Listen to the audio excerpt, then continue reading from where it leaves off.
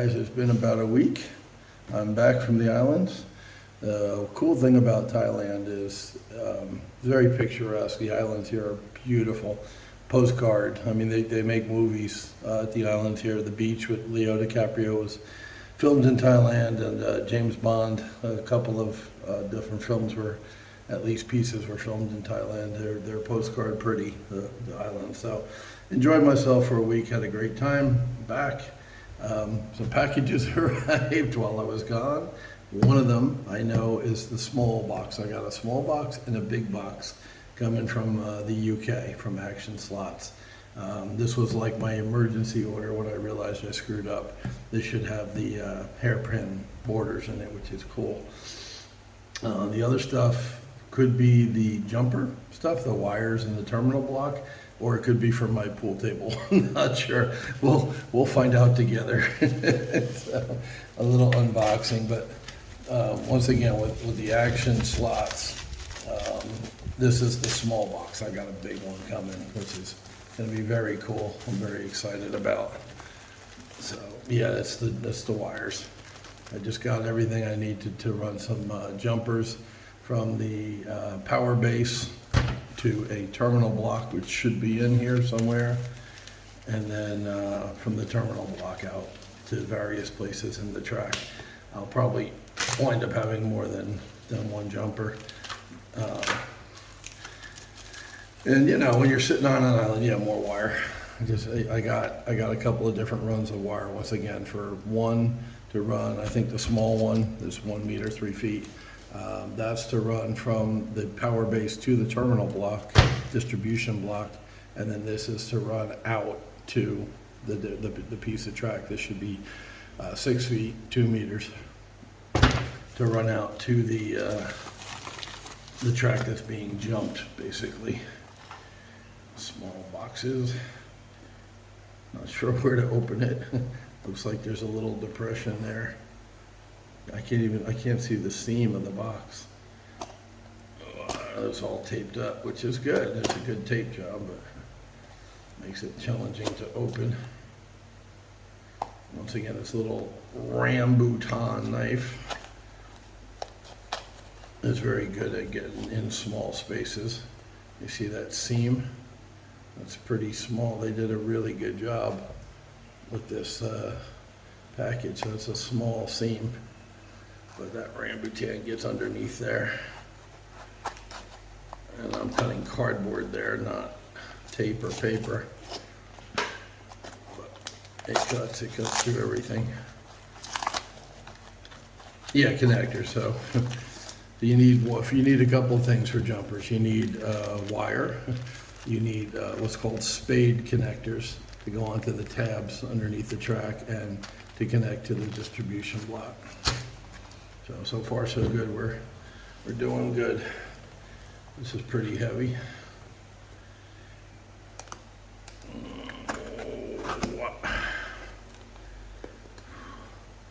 Yeah, they taped it down on the side.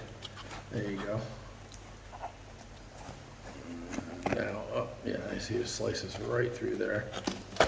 Beautiful. Slice-a-roni. More wire. Well, this is a very exciting unboxing, I gotta say. I'll make up for it next week. I promise you. Really like when the big box comes. But yeah, it's just at least 2 places in the track. Plus, yeah, third. Okay, so this is going to be running to the track. You can see this is the longest of them all. I think this might be 3 meters, 9 feet. So I can run to the farthest part of the track, no matter, where it is. This will run from the power base to the distribution block, more or less in the center of the table, underneath the table.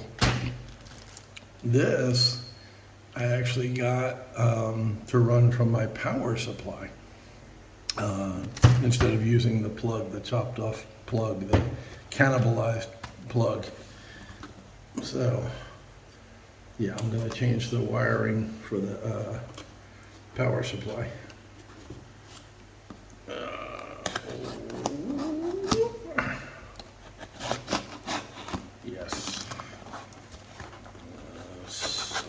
Rice-A-Roni. And so Rice-A-Roni.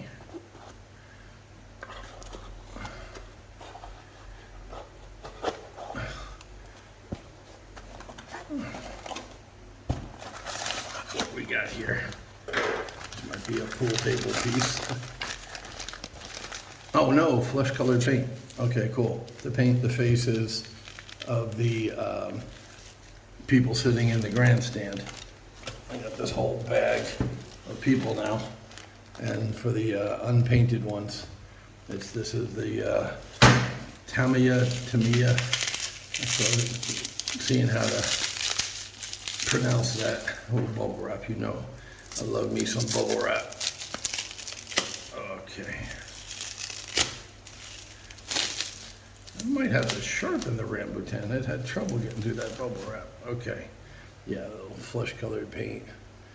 You know, they do, they're made for military models, but, oh, you know, all my paint, plastic paint's plastic paint, but to me, it specializes in military models. So this is basically face paint for soldiers and stuff, but I'm gonna use it for my grandstand people. Cool, so far so good. I did get a brake cue in for my pool table and a 9-ball rack. So 2 things did come for the pool table, but so far everything else has been for the cars. And this is, you can see, action slot racing. There you go. So, and it's a small box, so it's definitely going to be the borders for the hairpins and the track rubber. They make an eraser for deeply pitted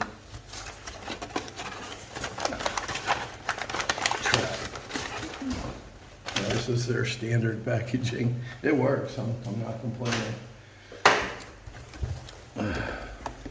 So there we go. The all-important outer borders for the hairpin. That's huge. And then the one I call fences, they call barriers. And here's the track rubber right here. So this was a really fast order I put in as soon as I realized the error of my ways, and it came really fast. I'll look it up and see what date I ordered it, but yeah, it was here impressively fast. Now the only thing, I can pick this up now. The only thing that changed is my buddy Piot, who is a general contractor, and he's doing work in the yard here for the owners. Went ahead and threw a shelf in for me real quick, so I wouldn't have to have the power supply up on the track. So I had more surface for grandstands, track, whatever. So that's cool. I'm excited about that. The PSU being out of the way, so we don't get tangled in wires. Obviously, the next step, you see the 2 blue hand controllers sitting there on the track.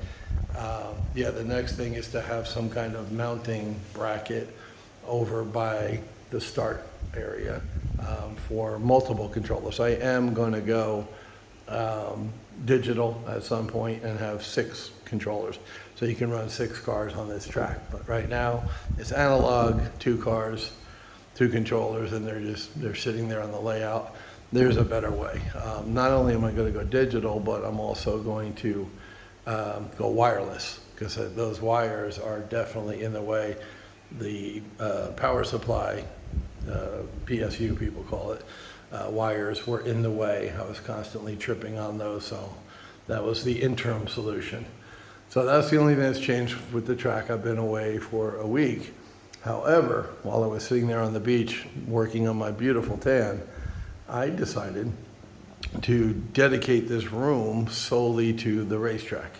What's that mean? Well, this big behemoth will be out of here the next time Piot comes with his crew. He brings 3-4 guys with him. They're doing a big project here. So we're gonna move this out to the room next door, which is a very small room designed for a maid to sleep in the house. We don't have a maid. I don't do maids. We have a lady who comes and cleans on Sunday the house because it's huge, but not gonna have a live-in maid, that's just not who I am. So this is going into what would be the maid's bedroom, a small bedroom, and that's it. That will be the only piece in there. My guitars are gonna go into my office. So that office now, which is much smaller, half the size or a third of the size of this room, but I'll make do, I'll manage, I'll survive by having two things in there: my office, my desk, my laptop, and chair, and the guitars. All the guitars, the amplifiers. That whole corner will move out, and that stuff I'll store right outside here underneath the stairs. You can see a little wooden door there. That's underneath the stairs going upstairs. So that's room for all that crap over there in the corner, extra tools and stuff, and just storage stuff. Once this stuff is all cleaned out, the metal workbench table is going to go over in that corner where the guitars are, and especially there'll be a lot more room once the weight bench is out. Well, what am I going to do with this corner? This piece of wood here in the middle is 4 foot by 4 foot. I kept saying 5 foot by 4 foot for the longest time. I must have been on extra medication or something. The day I measured it, or thought I measured it, is 4 foot by 4 foot. You can see it's a square. You can see it's the same. And I got 2 of these boards to make a stage for my restaurant guest house up in Mae Hong Son, which is the province north of Chiang Mai. My first year here in Thailand, unfortunately, I spent up there. And with COVID, as you can imagine, a restaurant and a guest house did not do very well. In fact, I closed it and then moved to Chiang Mai 2 years ago. I'm very happy in Chiang Mai. I love Chiang Mai. The island was beautiful, but I was happy to come home. And yes, I was crazy enough to be thinking about my racetrack while I was sitting on this beautiful beach, looking at the turquoise water. If you're into the hobby, you're into the hobby. I was excited to come back. It was a beautiful beach. I had a great time, but I was excited to come back last night. I got in at 11 p.m., so I didn't do the unboxing then. Just took a shower and went to bed. And basically, yesterday was a travel day, the whole day, to get back up. Had to take a ferry from the island, take a long boat to the ferry, take a ferry to Hat Yai, which is mainland Thailand. From Hat Yai, we had 4 hours to kill before the plane, so we went to the mall, hung out, had lunch, hung out in the mall for 4 hours, and then took a Grab, which is like Uber here in Thailand. Took a Grab to the airport, caught our flight at 8 p.m., got into Chiang Mai a little after 10 p.m., and by the time we got our stuff and everything, got into the car, got home, it was close to 11. So I called it a night, took a shower, and hit the rack. But yep, did the unbox it for you today. And once again, this is a very small unboxing of just necessary stuff for the track. The next box, which I might get today, Thai Post, which is the post office here, called my girlfriend yesterday and said they had a package for me. She said, "I'll deliver it tomorrow." So hopefully that will be here today, and that is going to be my biggest unboxing yet. So I am super excited about that. I think you'll enjoy the stuff I get in that second box from Action Slots. This one they shipped immediately, obviously, which is one of the reasons it came so fast, and I'm happy for that. And I can go ahead and get the borders on those hairpins today. But getting back to the 4 foot by 4 foot, I bought 2 boards. I was going to build a stage and have live music in my restaurant up in Pai, was the name of the town, Mae Hong Son. It's a tourist town.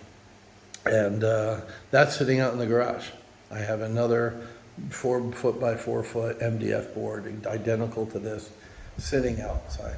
So I was thinking, make the movements I talked about, move this table out of the way, and I have more than enough room to put another 4 foot table right here. 2 ways I can go with that, and I haven't decided which yet. I can put it adjacent on the same height as this, no more hills and mountains. While I love the idea of elevation, it's a pain in the ass and practicality. Remember we talked about stock cars and how good they run, and the fast cars, and how, the difference between a Ferrari and a Ford pickup truck, right? The Ford pickup truck starts every day, the Ferrari doesn't necessarily, but when it goes, oh, it's a thing of beauty. So the same thing, the hills are sexy, they're cool, they're different, they're scenic. I like to look at them. I like the old classic track humpback bridge. I like everything about the elevation change, except when I run a lot of the cars on it, they get stuck there, right? And this was in the past. I haven't run all the cars on this track yet. So anyway, there's two ways I can go with the other 4 foot by 4 foot board. One is just break this out, take that circle, the curve, and move it out this way. I was even thinking of taking the 2 hairpins and moving them horizontal instead of vertical, if you will. Instead of putting them on the long end of the straightaways, having those be the 2 returns, because I know they fit in a 4 foot area, because those tables are 4 foot wide. They're 4 foot by 9 foot, the 2 of them. So I know I can do 2 turnarounds, have 4 lanes out here coming back to the main track. So that's one idea, is just to extend this piece. And obviously with the second 4 foot table, I can do a lot more crossovers, bridge. I bought a bunch of those bridge things. I have 2 of those crossovers right there. One is being used now, one is just sitting there. So I can do some stuff with some elevation out this way. And it's easier to marshal over here. Marshal is just the term for putting cars back on the track when they fall off. So, the only area I have trouble marshaling at all, really, because I have the grabber, which is a big help, is across there, but by reach. It's hard for me to reach my hand across to the end of the 4 foot table, but I can do it. I can, it's hard for me to attach track there, but as far as putting a car back on the track is pretty simple. The other idea, if I don't extend the track and make a 70-foot track longer, which is insane, but, appeals to me because I'm insane, is to have a separate small oval, like the oval I got bored with in the beginning, and that's why I moved the 2 9-foot tables together, just to test the cars, like a very simple, no elevation change, no crossover track, no hairpin, just like I have plenty of curves left. You see the stack of curves in the middle there. I got plenty of curves, I got plenty of straights, and I could just make a very simple circle/oval track in this 4 by 4 section, like a beginner track, like a set track. And that's the whole purpose of that, is just to run the cars and get lap times from them. So one of the things that's coming in the big box that I'm very excited about is an electronic lap counter. So that might go over here in an independent, simple track. I was talking to Jeff when I was setting this all up, the guy who sent me a lot of those cars, bought me the GTE for my birthday, etc. And I said, I've got 2 types of cars that I like a lot: the LMPs, the Le Mans prototype, and street cars. The Vet, my favorite real life car is a Vet. I got the Mustang, I got a couple Camaros, street cars, and really the Porsche, it's a GT, but it could be it's closer to a street car than the LMPs are. So theoretically, if I had a second track, that would be for the street cars, right? Theoretically, that would be I could do a diorama of the street scene as opposed to a racetrack. So this is I'm just brain dump. I'm just telling you what's in my head, is having one track with one diorama, and that would be the test track, because it's kind of simple, maybe a figure 8, but probably just an oval, or an oval with a few S curves in it, and then the racetrack, or just make the racetrack even more crazy, obscene in length than it already is. Going back and forth with those 2 ideas. one of the things I have to decide, I think, once again, we'll see how it goes. I want to start running these jumpers that I got all these wires, and by the way, I can't, the distribution block didn't come. So I got all the wires, I got the spade connectors. I did not receive the distribution block, so I'm waiting on that, and that's local, that's not from UK. But where I put the jumper has everything to do with the final layout. If I go drilling holes underneath the board, like if I change the track layout, there might be a different spot that I want to jump. So I'm getting closer and closer to the point where I have to say, this is the final layout, and be happy with it and decide it's permanent. The other idea I had was, if you look closely in the slots, you can see in different parts of the track, let me put the borders down here. In different parts of the track, you can actually see the fake grass coming up through the track. See that? Overgrown. We need a gardener, right? Because the grass is actually coming up through the track. Well, that's going to offer some resistance, obviously. And the whole name of the game, we do all this cleaning, and we take the tongue depressor or suppressor or eraser, or we take the wooden sticks and clean it out and everything to make sure there is no obstruction. And because this grass is so high and long, you can see it sticks up above track level in some places. So the answer would be, get your final layout, like that straight in the back. I know that straight is staying. And then take my handy little hobby knife, my rambutan, and cut alongside of the track and take out the grass underneath the track. Once again, I mentioned Boone a lot, Boone Slack, our garage. He has his diorama with his big spray foam mountains and rumble strips and all kinds of cool stuff. And the track is set inside. If you've ever seen any of the videos, he takes the track up and out of the layout, and it's pure board, MDF, underneath his track. And once again, because of all these, you see it a lot. The more you look at this track, the more you see that grass kind of sticking up in the slot. So it's grass, it's light, it's, these cars are going to plow right through it, but it is resistance. In a perfect world, you want nothing obstructing the guide. The guide should be just floating freely in that slot, in the guide slot. So, another thing, once again, today is a small unboxing and just random thought. When you're sitting on a beach, sipping beach drinks or boat drinks, I had a Malibu sunset. It's a tequila sunset, but with Malibu rum. Oh my God, holy shit! It was a revelation. It wasn't just a drink. So you're sitting there sipping cocktails on the beach, and it's like, your mind will wander with idle thoughts and all this stuff. I was thinking about my track. That's how sick this hobby is you're sitting on a beautiful beach drinking a cocktail, and you're thinking about your track at home.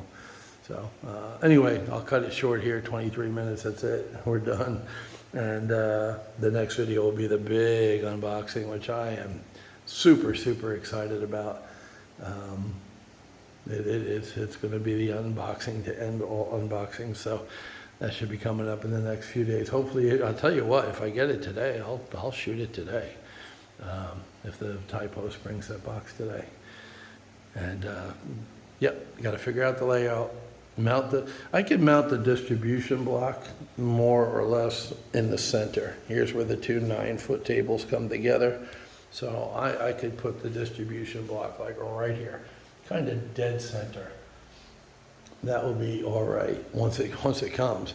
But before I actually go running out to the edges, like for instance, I wouldn't put a jumper here. Number one, it's curves, and jumpers are better suited to the straightaways. But number two, it's very close to the power base. the power starting here, you're only 1, 2, 3, 4, 5, 6 or 7 track sections. People usually do 15 or 20 track sections. So the first jumper would be somewhere over there on the straight. And it does slow down over there on the straight. The other thing to remember too is DC current. I'm learning about DC current since I had this track. It only flows in one direction. So it goes this way. So the track gets weaker and weaker and weaker the further it goes this way. So you definitely want to start your jumper over here somewhere. And once again, before I put jumpers in and solder it to the track, which I'm going to do for a good connection, I need to know what this is going to look like. And now that I've got it in my little pea brain that I'm going to add the second 4x4, this is totally going to change again. What's CM Slots doing today? Oh, he's changing his track configuration again. I'll get it right. I'll get, once again, I'm smart enough to say, is there ever really a final track thing? Because we mess with our tracks all the time. We're always redesigning and adding and coming up with cool stuff. But I really do need to get an idea of at least the general, like I know I want to keep, at least 2 of the longest straight. I want to take advantage of the 18-foot as much as I can. So I want 2 longish straightaways, but then I want some technical track the rest of the way. So once again, these 2 straight parts, I can almost guarantee are going to end, other than the fact that I do need to figure out how to get onto this table and perhaps the next one if I don't make that self-contained like I was talking about, streetcar, oval, test track, whatever. I got to decide what I want to be when I grow up, basically. So, all right, that's it. I'm back. I missed my track. I'm going to run my cars and have some fun. And the only new thing, I got my borders, and my buddy Piot hooked me up with a shelf to get that clutter out of the way. All right, so with slot car racing, like in real life, sometimes you fix one problem and you get another. The layout cannot exist like it is now with the 2 hairpins running like this next to each other. I'm going to have to take out that S curve and make this hairpin further from its brother. You see what happened there with the, I can't place the 4th because it runs into the border from the other. They can't be that close together in the final layout. So I'm going to be taking up track again, just like over here. I had the same problem over here where I couldn't, put this one in because it was touching the track. And yeah, I could cut it. I had to take about 2 inches out of it. But I don't want to go cutting on the borders. I want the cars to have the full swing. The answer is to redesign the track and not have it come this close together, so that I could put a lead in here if I need to. Remember, I'm getting the electronic counter. The half track is going to go over here, so this will be a straight. And coming out of the curve, you want the one of those lead-ins. Where the hell do I have them? Here, right here, waiting to be painted. Oh yeah, I did get the paint too. I forgot. I got the paint. I got the can of paint, so I'll be painting today. And yeah, here's the leader right here. Why I have it here? Oh, because the curve. Okay, I was gonna say I don't know why I have it here. But bottom line is, yeah, anywhere the track is close to each other, like up there, that's no bueno. That's not gonna fly because the borders are absolutely necessary to run these cars at speed like you want to. So I ran the little maroon car around. That's actually starting to become my go-to car, the little maroon Camaro, because it made it around. Then, I wanted to run the others. The wheels literally fell off. The wheel, the tire, the whole wheel just came off of this Camaro. So that obviously needs a little work. The Castrol is a friggin' scalded cat, like I said before, so sparks flew out of the pickups, the braids, and it flew down there, and then, it got hung up on that corner. So then I took the Corvette, or the Mustang, and it got hung up on that corner just under the Dunlop Bridge. It got stuck right here. Then I ran the Corvette, and it's much quieter than the Mustang. It's a nice, smooth car. But it got hung up on the physical track with the hairpin, which, if you remember way back when, I had a configuration where I had the 2 hairpins in the middle, and the cars all kept getting stuck on the joint, and I didn't glue it yet. When I was doing the painting video, I said I'm going to glue those 2 hairpins, and I will. I haven't done it yet. So you can see the separation. You can see the seam there in both of those hairpins. So they need to be filed down smooth so that they absolutely made up perfectly, and then super glued together, and I will do that. Today I'm going to paint the inner border black, and then the asphalt, again, the textured paint on top of it, to make it look more like these, well, although those are more concrete than asphalt, to make it look more like, where's an example? These are all gold. Where did I paint black? Oh, over here. Well, the track, duh. Yeah, so you see the shading of the track. It looks like asphalt because it's a black base with the textured paint on top, as opposed to the gold base or tan base with the texture on top. It looks like it's a totally different color. They don't match up because of the black base coat. So the base coat in that case being the track itself. So yeah, I'm going to paint all the tan pieces, including those center hairpins, black, and then get the textured paint. So the maroon car did make it around the hole. It made it through the physical hairpin. It made it around that curve, which the vet, got stuck at the hairpin. All the other cars I ran, the Ferrari and all these, I didn't run these 2. No need. I know they can get around the track. I'm just leaving them be for right now. But yeah, they all got stuck at this curve here. So that can't stay. I know that now. Okay, which, duh. So yeah, I am going to tear this track up today. I'm going to finish painting, all the curves that are going to be used. I'm going to figure that out. Not the final layout, but a better layout than this. And while the track is all up, I think I'm going to go ahead and get that other top in here. But once again, I need a table built. I used a desk for this. The original idea was just to put a 4x4 on top of a desk, a spare desk I had laying around. Well, obviously that thing grew, and I wound up getting the 2 big long boards and buying the fake grass and all that stuff. So you know how it goes. Anyway, yeah, that's the issue, is the borders. Those 2 can't be that close. I can still fit. You can see there's plenty of room to the left, just not in this configuration. So I can still fit 2 hairpins on a 4-foot section. So either they stay there but move over, they move down here to where they were originally now that I have the borders and I'm not as worried about them going over the edge, or my new idea, if I tie in this new 4-foot section over here, they could be the return for this section to come back to the track.